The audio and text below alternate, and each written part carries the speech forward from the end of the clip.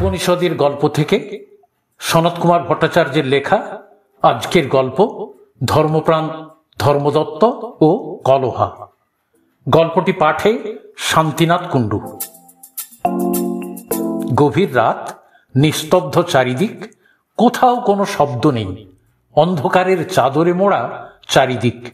মন্দিরের ভেতর ধর্মদত্ত নারায়ণের পূজার আয়োজন করছেন মন প্রাণ ঢেলে।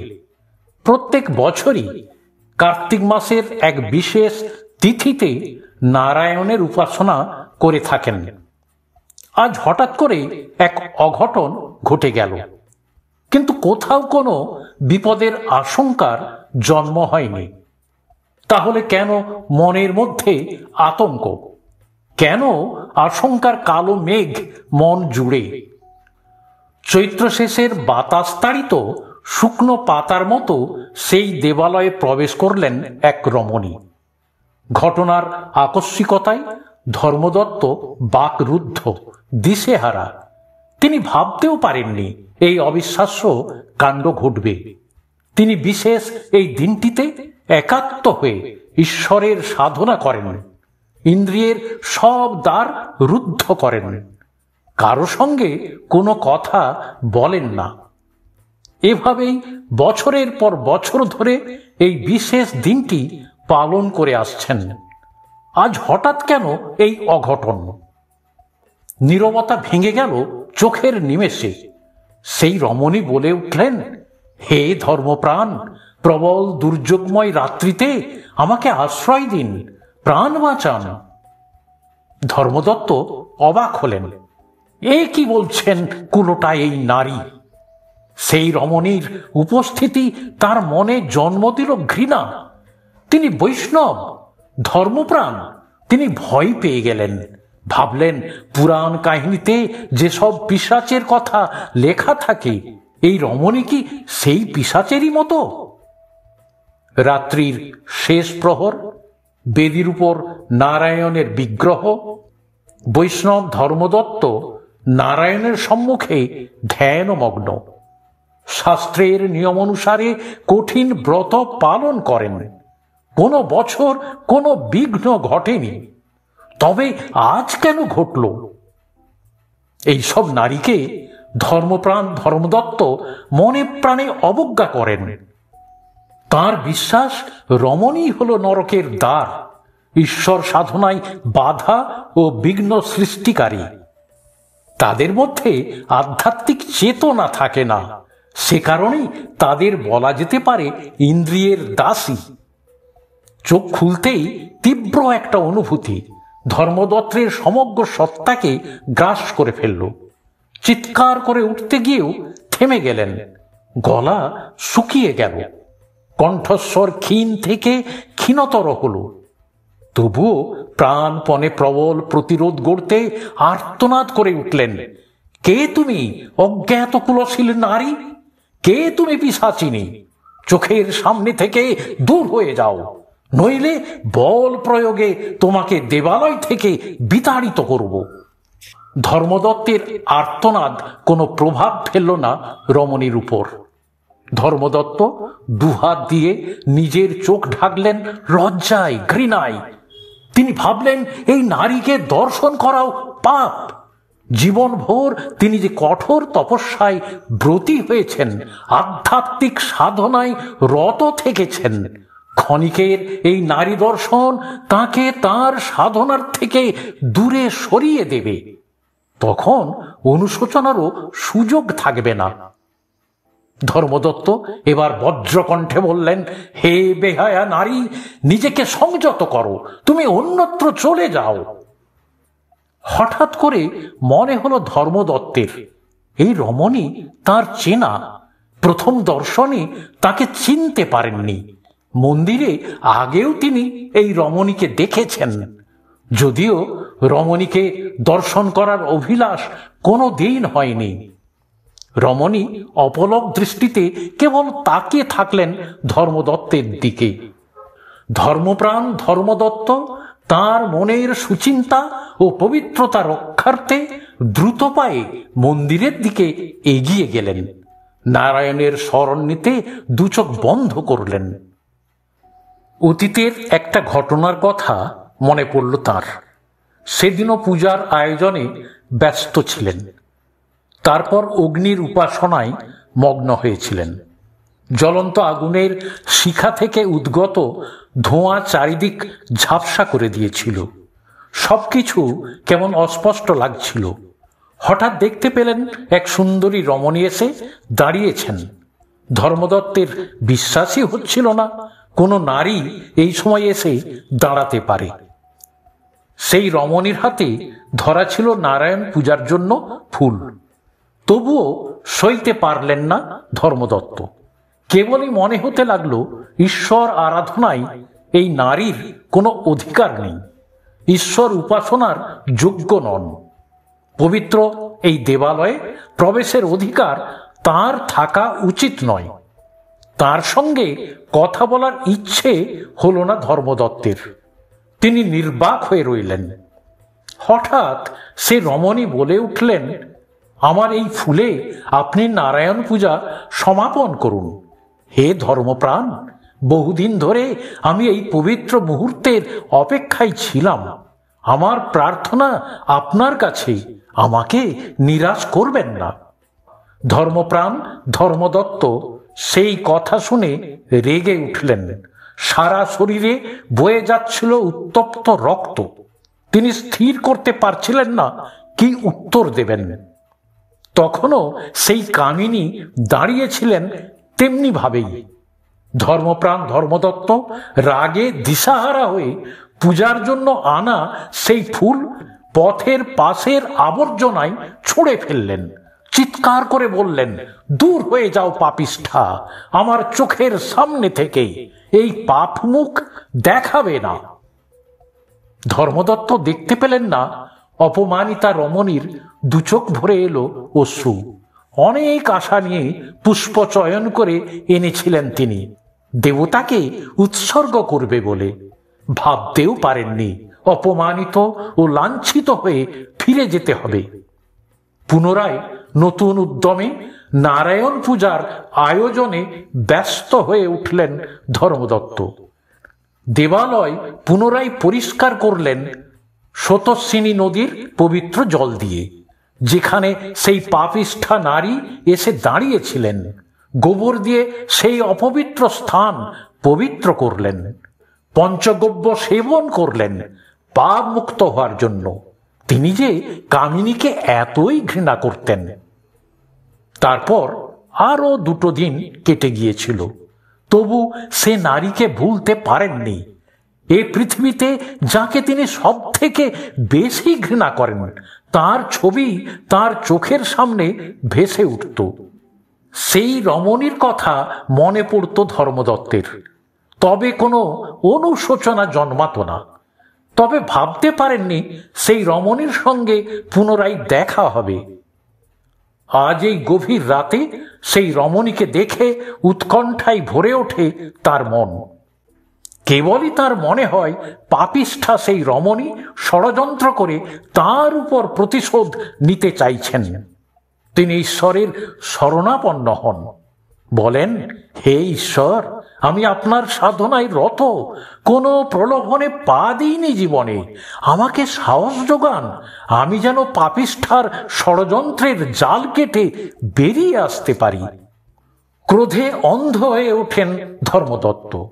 মনে হয় কুটিলা রমণীকে বধ করলেই শরীরের জ্বালা মেটে। কিন্তু ধর্মদত্ত বুঝতে পারেন না কিভাবে এই নারীকে দেবালয় থেকে বের করবেন। রাগে সারা শরীর কাঁপতে থাকে, চোখ থেকে আগুন ঠিকরে বেরোতে চায়। তিনি সেই আগুনে দৃষ্টি নিয়ে রমণীর দিকে তাকিয়ে থাকেন। হঠাৎ করেই আশ্চর্য এক কম্পন অনুভব করলেন ব্রহ্মচারী ধর্মদত্ত। এতদিন নারী দেখলে ঘৃণা এসে তার সমস্ত সত্তাকে গ্রাস করত, কিন্তু এখন আর ক্রোধ নয়, ঘৃণা নয়, আশ্চর্য এক আবেগের শিকার হলেন তিনি, যে আবেগের সঙ্গে পরিচয় ছিল না তার। তিনি কি ইন্দ্রিয়ের কৃতদাস হয়ে গেলেন? তবে কি তিনি সাদামাটা এক মানুষ? প্রাকৃতিক নিয়মের বিপরীতে হাঁটতে পারছেন না? এক সময় নিজের অজ্ঞাতেই সেই রমণীর ছলনায় প্রতারিত হলেন। ধরা দিলেন কুটিলা সে রমণীর বাহু পাশে। সমস্ত চেতনা হারিয়ে গেল তার। তারপর এক সময় ধীরে ধীরে চেতনা ফিরে পেলেন। তার কানে এসে বাজল সেই কামিনীর কণ্ঠস্বর। রাত্রি শেষ হয়ে এলো আর্য, পুণ্যার্থীরা আসতে শুরু করবে এই দেবালয়ে। বিদায় দিন আর্য, যদি আপনি চান এই দেবালয়ে আমি পুনরায় আসব। চেতনা ফিরে আসতেই পুনরায় ফিরে এলেন পুরানো সেই জগতে। এতক্ষণ অন্য জগতে ছিলেন তিনি। নিজেকে ধিক্কার দিলেন। দীর্ঘকাল ধরে তিনি নিজেকে গড়ে তুলেছিলেন ধর্মপ্রাণ ব্রহ্মচারী হিসেবে। আজ রমণীর পাতা ফাঁদে পা দিয়ে সব পণ্ড করে দিলেন। পবিত্র দেবালয় আজ অপবিত্র। পাপের প্রায়শ্চিত্ত করার একটাই উপায়, আত্মহত্যা। পাগলের মতো ছুটতে লাগলেন।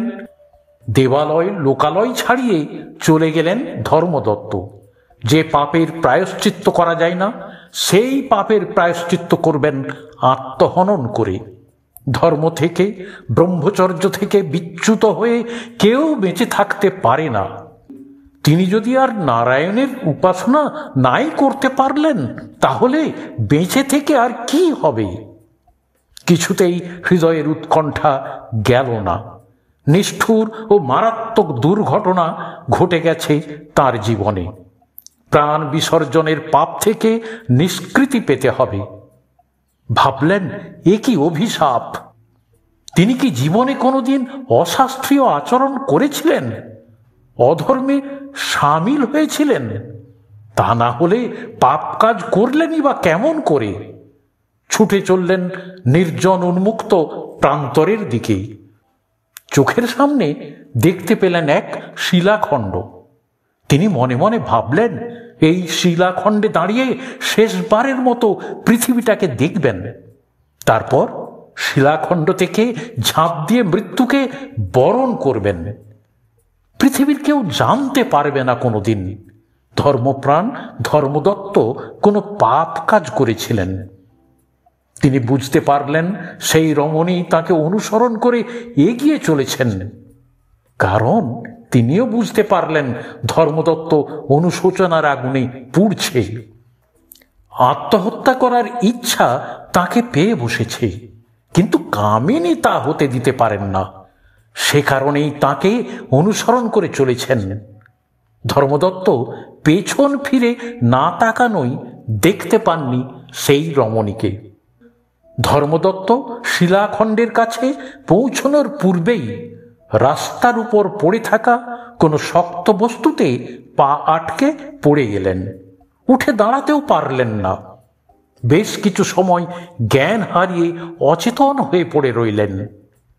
বেশ কিছুটা সময় অতিবাহিত হবার পর তিনি চেতনা ফিরে পেলেন। দেখলেন গাছ ও লতাগুল্মের ভেতর ধর্মদত্ত পড়ে রয়েছেন রক্তাক্ত অবস্থায়, আর এক রমণী তাকে সেবা যত্ন করছেন। তিনি চিনতে পারলেন না সেই নারীকে, কারণ তিনি একেবারে তন্দ্রাচ্ছন্ন হয়ে পড়েছিলেন। বেশ কিছুটা সময় চলে যাবার পর তিনি সেই নারীর পরিচয় জানতে পারলেন। তিনি অবাক হয়ে ভাবতে বসলেন, যাকে তিনি অবজ্ঞা করেছেন, ঘৃণা করেছেন, সেই নারী কিনা জীবনের মায়া ত্যাগ করে এই দুরূহ পথ পেরিয়ে এসেছেন, সেবা যত্নে রত হয়েছেন। তার যেন মনে হলো এই রমণী সাধারণ রমণী নন, তিনি যেন জন্মজন্মান্তরের সঙ্গিনী। ধর্মদত্ত হয়তো তাকে চিনতে পারছেন না, হয়তো চিনতে পারার ক্ষমতা অবশিষ্ট নেই। ভোরের আলো ফুটতে শুরু করেছে। ধীরে ধীরে মিলিয়ে যাচ্ছে অন্ধকার প্রভাতের সূর্যের অন্তরালে। পাখির কলকাকলি শুরু হয়েছে প্রতিদিনের মতো। কর্মব্যস্ততার ঘণ্টার ধ্বনি শোনা যাচ্ছে। হঠাৎ বাতাস বয়ে নিয়ে এলো বেদমন্ত্র পাঠের শব্দ। ধর্মদত্ত ভাবলেন, কে এমন ভাবে উদাত্ত কণ্ঠে বেদমন্ত্র উচ্চারণ করছেন। তিনি হলেন প্রচণ্ড শক্তিধর মহাঋষি, নাম শিরিম্বিট, ঈশ্বর স্রষ্টা মহামুনি। লতাগুল্মের ঝোপের ধারে শোনা গেল জলদ্গম্ভীর উদাত্ত কণ্ঠস্বর। কানে এসে বাজল তাঁর পদধ্বনি। এই মহাঋষিকেই ওই কামিনী চেনেন। ওই মহাপুরুষকে ভয় পান তিনি। ঋষির পদধ্বনি কতবার শুনেছে, কিন্তু কাছে যাবার সাহস হয়নি। তার কলঙ্কের জন্য ঋষির সামনে যেতে পারেননি। কামিনী সহ্য করতে পারবেন না মহামুনির রোষ। কিন্তু এখন করণীয় কি? কামিনী দুহাত দিয়ে দুকান চাপা দিলেন। ধর্মদত্তের সেবা শুশ্রূষা থেকে নিজেকে সরিয়ে নিলেন। তিনি লতাকুঞ্জ থেকে পলায়নের সিদ্ধান্ত নিলেন। পলায়নের পথ হাতড়াতে লাগলেন কামিনী, কিন্তু তার সুযোগ হল না। পলায়নের পূর্বেই প্রাচীন ঋষি তার চোখের সামনে এসে দাঁড়ালেন। কামিনীকে দেখেই স্তব্ধ হয়ে গেল তার উদাত্ত কণ্ঠের বেদ মন্ত্র। ধর্মদত্ত তখন ভূমি থেকে উঠে বসেছেন। মোহিনী সেই নারীকে তার সেবা যত্নে রত দেখে বিস্মিত হয়েছেন। তারপর প্রাচীন সেই ঋষিকে দেখে আরো বিস্মিত হলেন। প্রশান্ত কণ্ঠে সেই ঋষি বললেন, শান্ত হও কলহা, মঙ্গল লাভ করো। কামিনীর মনে হলো তিনি যেন স্বপ্ন দেখছেন। মনে হলো তিনি জেগে নেই, ঘুমিয়ে রয়েছেন। মহান সেই প্রাচীন ঋষিকে দেখে এবং তার মুখনিসৃত বাণী শুনে ধাতস্থ হলেন তিনি। শরবিদ্ধা হরিণীর মতো চারিদিকে চোখ মেলে তাকালেন। মহারিষি শিরিম্বিটের দিকে তাকিয়ে থাকলেন অসহায় দৃষ্টি নিয়ে। মহারিষি পুনরায় বললেন, ভয় পেও না কন্যা, আমাকে বৃথাই ভয় পাচ্ছ। আমি তো মানব মানবীদের অমৃতের পথে নিয়ে যাই। আমাকে দেখে তোমার মন এত অস্থির কেন? ভয় নেই, তোমার মঙ্গল যোগ আসছে। মহারিষি প্রার্থনারত ধর্মদত্তের দিকে তাকালেন। ধর্মদত্ত চোখ মেলে তাকালেন। মহারিষি তারপর স্নেহমাখা কণ্ঠে বললেন, ধর্মদত্ত, কেন তুমি আত্মহত্যার পথ বেছে নিয়েছিলে? যে কাজ করেছ তাতে তোমার আত্মা অপবিত্র হয়নি, বরং আত্মহননের পথ নিয়েছিলে ভয়ে। তখনই তোমার মতিভ্রম হয়েছিল। ধার্মিক ধর্মদত্ত বিস্মিত হলেন। তিনি বুঝতে পারলেন এই মহারিষি হলেন ত্রিকালদর্শী। নইলে গত রাতের কথা জানলেন কিভাবে? ধর্মদত্ত ভূমিতে মাথা ঠেকিয়ে প্রণাম জানালেন। দুচোখ বেয়ে গড়িয়ে পড়ল অশ্রু। আবেগমথিত কণ্ঠে বললেন, হে ঈশ্বর, আপনাকে দর্শন করে আমি ধন্য, আমি সৌভাগ্যবান। কিন্তু আমার আচরণে পবিত্র দেবালয় অপবিত্র হয়েছে। চিরজীবনের জন্য আমি মনের প্রশান্তি হারিয়েছি।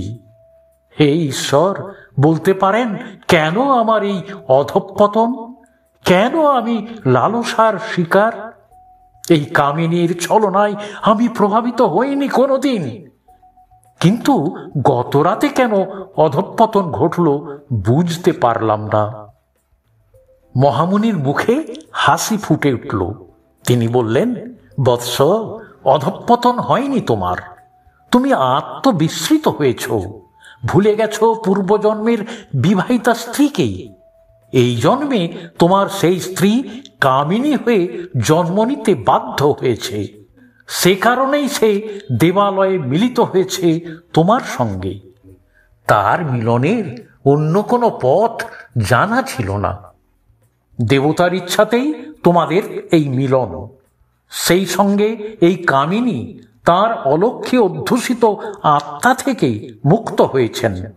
ব্যাস, এতদিনে সার্থক হয়েছে তার প্রার্থনা। ঋষির সেই কথা শুনে ধর্মদত্ত আরো বিস্মিত হলেন। তার পূর্বজন্মের স্ত্রীকে মনে পড়েছে তার। বারবার ভাবতে লাগলেন যাকে জীবন সঙ্গিনী হিসেবে গ্রহণ করেছিলেন সেই নারী কিভাবে এ জন্মে কামিনীতে পরিণত হলো। তবে কি সবই ঈশ্বরের মহিমা? অন্তর ভরে উঠল অসীম করুণায়। তিনি ভাবতে লাগলেন নিজের স্ত্রীকে কত না দুঃখ দিয়েছি, অপমানে জর্জরিত করেছি। এবার অনুধাবন করতে পেরেছি কেন সে সব কিছু সয়ে আমার কাছে বারবার ফিরে এসেছে। ধর্মদত্তের হৃদয় মমতায় আচ্ছন্ন হয়ে যায়, বিবেক জেগে ওঠে। তীব্র অনুশোচনায় তিনি জর্জরিত হন। তিনি ঠিক করে নেন আর এই কামিনীকে তিনি অমর্যাদা ও অবহেলা করবেন না। একদিন যার গর্ভে তার সন্তানদের জন্ম হয়েছে তাকে কি লাঞ্ছনা করা উচিত? মহারিষি শিরিম্বিট পুনরায় বলতে শুরু করেন, তোমার নাম ছিল বিপ্রভিক্ষু, আর এই নারীর নাম কলহা। তোমার পত্নী ছিল, সেই সৌরাষ্ট্রনগরে তোমরা বাস করতে। সেই জন্মে কলহা নানা ধরনের কুকাজ করে অলক্ষীর প্রভাবে তোমার প্রতি সদয় ছিল না, খারাপ ব্যবহার করত। সে সারাটা সময় ঝগড়া করেই কাটাতো, তাই তার নাম হয় কলহা। তুমি তার প্রতি বিরূপ ও বিরক্ত হয়ে অন্য নারীকে বিয়ে করার ইচ্ছা প্রকাশ করেছিলে। সে কারণে সে বিষ খেয়ে আত্মহত্যা করে। কামিনী সে কথা শুনে রীতিমতো অবাক হলেন। পূর্বজন্মের কথা জানার আগ্রহ প্রকাশ করে বললেন, হে মহারিষি, আপনি নীরব থাকবেন না। পূর্বজন্মের ঘটনা জানার ইচ্ছা আমার প্রবল। তারপর তুমি কুকাজের জন্য শুকরী হয়ে জন্ম নিলে, তারপর জন্ম নিলে বিড়ালি হয়ে। কামিনী তখন অধীর আগ্রহ নিয়ে মহারিষির কাছে জানতে চাইলেন, হে মহারিষি, কেমন করে আমি মানুষ হয়ে জন্মালাম? মহারিষি উত্তরে বললেন, বিড়ালি জীবনের শেষে প্রেত ও পিশাচ হয়ে দীর্ঘকাল কাটিয়েছিলে। তখন তোমার মনের মধ্যে অনুশোচনা জেগে ওঠে। তুমি ঈশ্বরের কাছে মুক্তি প্রার্থনা জানিয়েছিলে, আমরা অবগত আছি। করুণাময়ীর কৃপা থেকে কোনো মর্তবাসী বঞ্চিত হয় না। ঈশ্বর তোমাকে সুযোগ দেন আত্মশুদ্ধির। তারপর অনেক আত্মবিনাশের পরিশেষে নিজের স্বামীর সঙ্গে মিলিত হয়েছ। অলক্ষী ও দুষ্টবুদ্ধির দ্বারা আর প্রভাবিত হবে না। উদ্দালকের মতো স্বামীকে হারিও না।